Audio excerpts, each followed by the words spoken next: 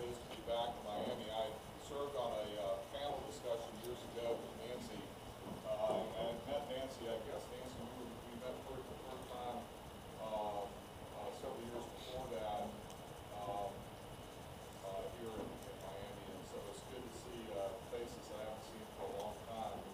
And it's been good to work with Barbara and Bill and Peter the last couple of years, and others who are in the room, as more attention is paid, and we're learning more about Miami's history, Dade County's history, and the battle for scenic beauty. I'm going to start the slideshow, but one slide I didn't put on here dealt with, I met Elizabeth and Josh when I walked in the room, and I thought about Elizabeth's name, and one of the most famous figures in the fight for beauty was a woman by the name of Elizabeth Lawton, who in the early part of the last century was the leader in the nation fighting for beauty. And the billboard industry hated Elizabeth Lawton. And in fact, they hated her so much because she was so successful that when she passed away, I've actually seen these documents, they clipped all of her obituaries in all the papers in New England, put them in a file, said nuisance abated. So, you know, I don't know what they'll do with my obits, but I hope it will not be nuisance abated, because hopefully the movement for scenic beauty in this country will continue, just like it did during the days of Elizabeth Lawton. Elizabeth, thank you for having that name and reminding me of her work. Thomas Jefferson, for those of you who, I attended the University of Virginia, so we called him Mr. Jefferson, said that community should be planned with an eye to the effect on the human spirit of being continually surrounded by a maximum of beauty. And if you've been to Charlottesville, and been to Jefferson's home, you know what beauty is in the eyes of Jefferson. It is not this. This, fortunately, is not Jacksonville. This is a location up in Georgia, which Charles Perrault would probably describe, if he were alive today, as he described other places, as a hell of a place. Dr. Seuss, whose real name was Ted Geisel, was commissioned by the town of La Jolla, California, in the 1950s, 2 years before he did Cat in the Hat, to do a pamphlet about billboards and signs and what happens when sign control is lost. And it was called Signs of Civilization. It's one of the handouts, and it is only in the way Dr. Seuss could tell a story with pictures and some humor can see how this plays out. Dr. Seuss talks about, a man has a sign to announce his business, and then he has a competitor who has a bigger sign. You ever seen this happen before? And so the first sign guy goes back and the businessman and goes, well, who's going to have an even bigger sign? And as Dr. Seuss said, that's how it all started. And then it got out of control. And it got more out of control. Sign after sign after sign, until the property value slumped to nil, and even the dinosaurs moved away from that messed up spot in the USA. And this is at the back of at the end of the pamphlet, but the key is and this was the business community, by the way, of La Jolla, that commissioned Dr. Seuss to do this pamphlet. And the pamphlet included a permit is required for every business sign. There shall be no commercial billboards in La Jolla, and there aren't today. There shall be no projecting signs within the coastal zones. Signs shall be limited proportionately to the street frontage of the building. A good lesson for all of us. Rotating signs, flashing signs, roof and high-rise building identification signs are all prohibited. No banner signs are permitted except those announcing the opening of a new business. No sandwich board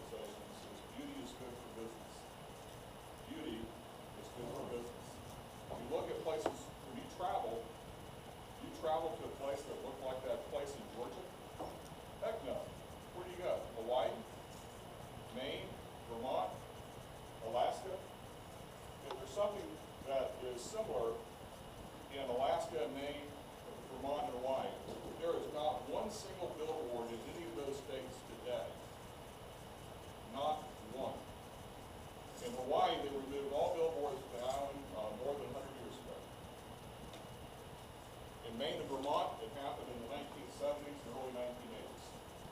In Alaska, in 1998, I have it in the materials, a group got together because they were concerned the legislature was opening the door to billboards in Alaska.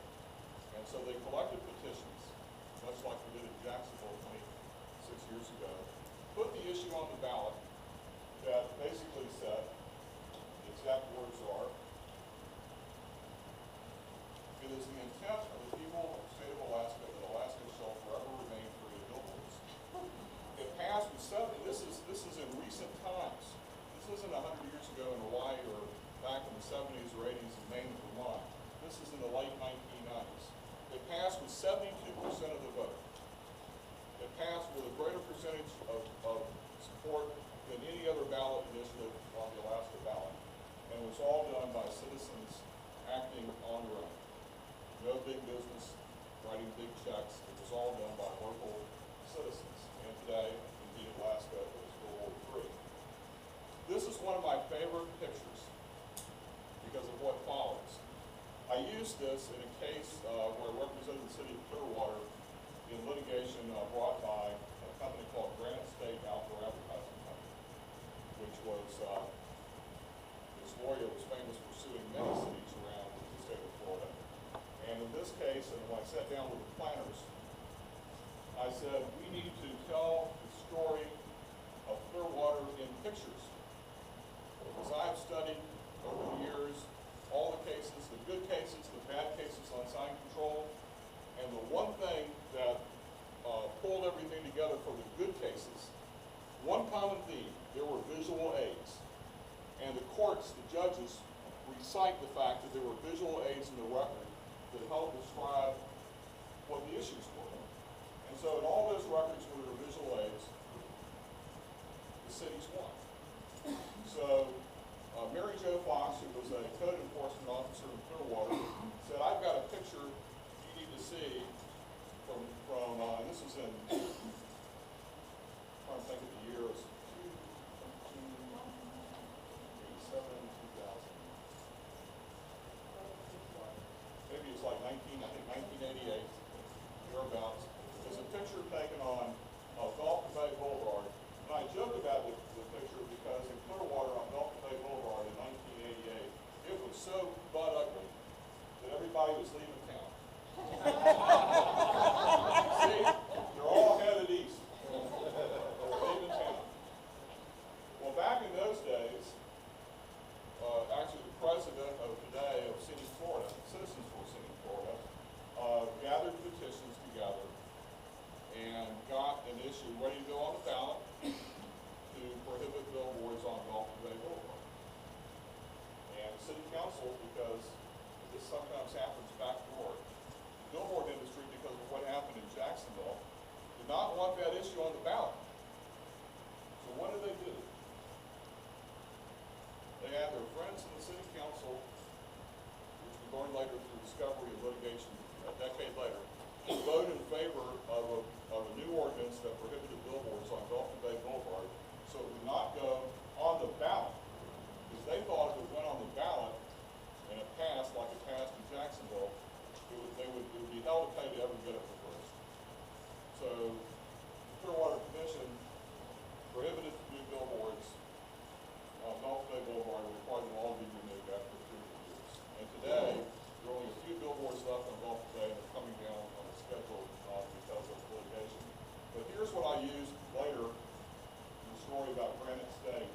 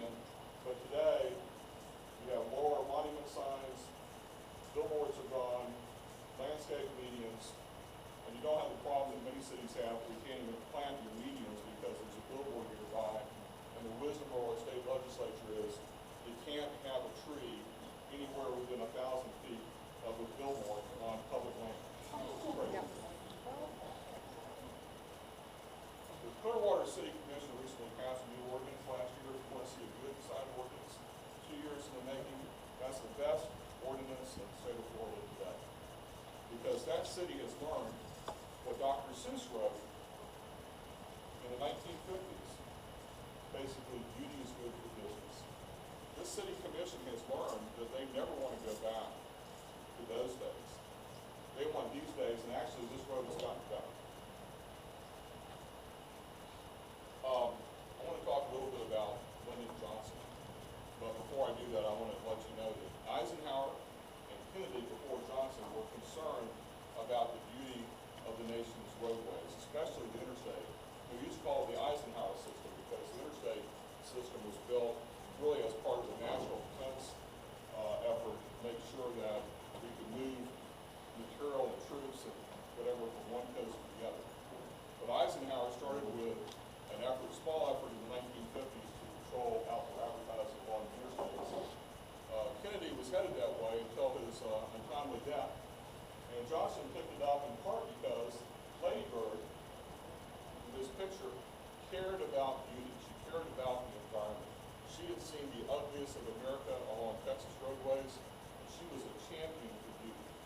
And so when the Highway Beautification Act passed in 1965, it was commonly known as the Lady Bird Act, because Johnson was doing that as to honor his wife. At the time of the signing of the bill, Johnson said, "This bill will bring the wonders of nature back into our daily lives. This bill will enrich our spirits and restore a small measure of our national greatness." But as Elizabeth Drew wrote a few months after the act was passed, because it had numerous flaws, she talked about the billboard industry. I can tell you, after 20 years of litigating, or 25 years of litigating the billboard industry or contesting them, she's absolutely right. There can be no consensus when the other guys don't believe in consensus. So for those communities, whether it's in South Dakota, California, Texas, Pennsylvania, New Jersey, Illinois, North Carolina, Kentucky, places where I've been, it's been those local governments who have stood fast and have basically held their ground in order to achieve beautification. This was there's a tape that was released a couple of years ago, and you can actually go to probably the Scenic America website, maybe even the Scenic Florida website, where you can hear Johnson in his own words talking to Jim Wright, and he said, this is in 1968. There's an effort to amend, and there was an amendment to the Highway Beautification Act. The industry wanted to remove the penalty provision, and Johnson would have none of it. He said, if we go down, but we're not going to remove that penalty provision. And he said, I've never seen such a, gosh darn, group of selfish, eager hogs. They won't even let people sit down and try to reason with them. Johnson had had years of experience in dealing with the outdoor advertising industry. The words he spoke to those of us in this business of dealing with beauty, he was absolutely right. And talk about sitting down, sometimes you can't control the content unless it's obscene, but what the message is. How many of you ever heard of Bubba the Love Sponge? He's a radio personality. At the time of this is in Jacksonville, Florida, a number of years ago. Eller Media, which is the prior name of Clear Channel, had Bubba was one of their radio personalities. And for those of you who can't see in the back, it says join the movement, with Bubba with his pants down at his ankles sitting on the toilet.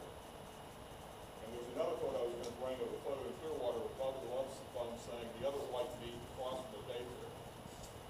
You can't control the message. You won't see this in Alaska, Maine, Vermont, or Hawaii, because these are not allowable platforms.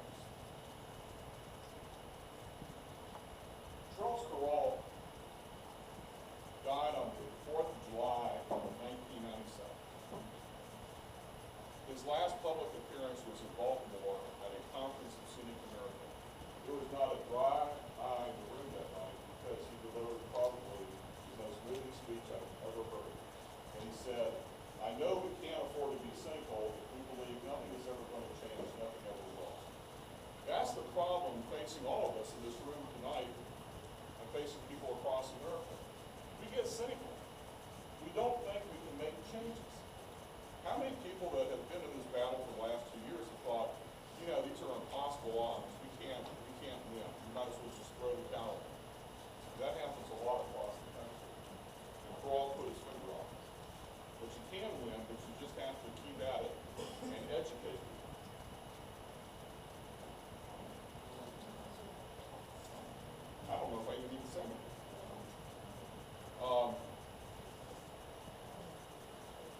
This is in Pasco County, Florida. This is an obscene photo because it shows what, in the pursuit of money, what people will do. Now this particular billboard company has changed hands. And I'll tell you later who the owner of this billboard company was at the time this happened. After the finish time, but it's somebody in the area. If I owned that billboard company and somebody did that, they would be fired. And I would see if there would be charges filed against them because that is unlawful. That's a destruction that should never occur. And one of the handouts tonight, and John knows a lot about this too, is the presentment of the grand jury in Leon County last year that slammed the Florida Department of Transportation for issuing permits without any of the required attachments that allowed over 2,000 trees in the Panhandle along Interstate 10 and some other roadways to be cut down with not one penny of mitigation. Not a penny. And earlier last year, after the presentment came out, DOT was on the verge of going after the billboard company that acted unlawfully in violation of Florida law, and they let them get off the hook by paying not the $2 million that was the appraised value of the trees, but $100,000 over 6 years. To date, they paid $10,000. This is your DOT at work. This is unacceptable. And sometimes I think it's grand juries that will get the attention of the officials who are meant to enforce the law. And that's something I'm continuing to pursue, how to go about getting issues like this, what happened in the Panhandle before grand juries. It took 2 years to find the smoking gun emails at DOT. We finally found them in law enforcement at FILE, and Willie Meggs is the state attorney in Leon County, Taylor. Peralt said, and I want to tell you something, we have some developers in this country that are great. We have developers in Houston and Dallas who are the biggest supporters of American and city conservation movement. So Peralt talked about other developers, not the good ones, the bad ones. And he said America does not belong to them. And the spoilers who don't give a damn about our country. Land is ours. Those were true words then and they're true words now. Now back to Miami. I'm going to show you another video or slideshow in a bit about a presentation I'm going to make next week at the at a conference in Savannah that will involve the Federal Highway Administration, state DOTs across the country, billboard industry, and some city organizations. But my focus is going to be on Miami and the battle that has the eyes of the nation focused on Miami right now, believe it or not, because of an ongoing battle dealing with the Wall Bureau issue, which you probably know something about. This is a photo, and I believe it came from the files of DOT in 2007, 6 years ago, with a violation of an unlawful, I'm going to call it a billboard because that's what it is, an unlawful billboard. Despite the fact that DOT was issuing citations back then, there are numerous citations that they've not acted upon for the last 6 years that are in suspension. And they're in suspension because they're waiting for Federal Highway to determine whether or not Miami has effective control. Federal Highway has said Miami doesn't have effective control, but they won't pull the trigger. What is the trigger? The trigger is withholding 10% of Florida's federal highway funds. That's a serious move for Federal Highway to make, and they're trying not to make that move, but they can't get the cooperation that they need to get. And I know there are discussions underway, and there may be people in this room tonight that know where those discussions are, but it is there are consequences for the nation if we can't enforce